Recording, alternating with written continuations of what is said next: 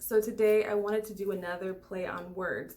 Now I have a lot of side conversations with my girlfriends, friends, family, and sometimes when something comes up, I'm like, oh my gosh, I have to share this. Now, a couple of days ago or last week, I'm losing track of time clearly, I did a video about relief versus peace. And I was trying to just show people the vibrational differences between words. Now, obviously, I'm doing a play on words because they always relate to each other. So today's words are vulnerability versus honesty. Now, full disclaimer, I know that anytime someone is honest with you, it does take a level of vulnerability, but sometimes when you get women or men, anybody can get into a situation with a narcissistic type of energy when they don't realize that someone can use honesty to manipulate you. So there's a really big difference between vulnerability and honesty. So I pulled two tarot cards because I really wanted to explain the difference, but I'd love to use tarot. And the funny thing is that we got 2-9 energies for both because they're very, very similar. But we're going to start with honesty. Now, for honesty, we got the 9 of Swords. And the 9 of Swords, she's sitting in her bed. She's got anxiety. Now, remember, the swords always represent the mind. So this could be things that are mentally plaguing us from an emotional past, something that we can't get past. And so whenever you have an anxious energy, sometimes people can use honesty to get it off of their chest so that they can feel better, but it may not benefit the other person. So sometimes you could be in a situation with someone and they share something with you and you're like, oh my gosh, this person was being so vulnerable with me. This person was being so intimate with me. But it could really be that they're just suffering from their own anxieties about this truth and they just wanted it to end because the pain that this person in is so intense with this 9 of Swords that they want to get it off of their chest. And also, I feel like it comes from a place of anxiousness.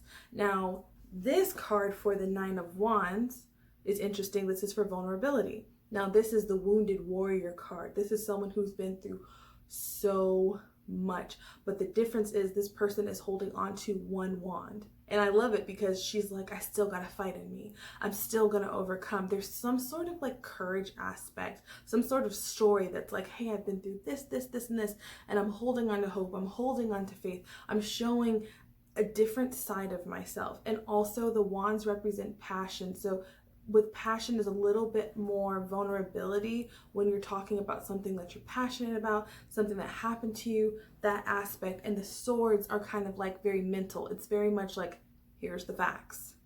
This is what happened to me. And so what I wanted to explain to you, especially in relationships, sometimes we can get caught up because we're like, oh, this person's so honest.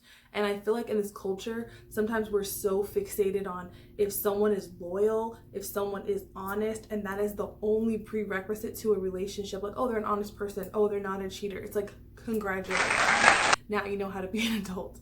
So with the honesty, just keeping in mind that just because someone shares these swords with you, it does not necessarily mean it's intimacy.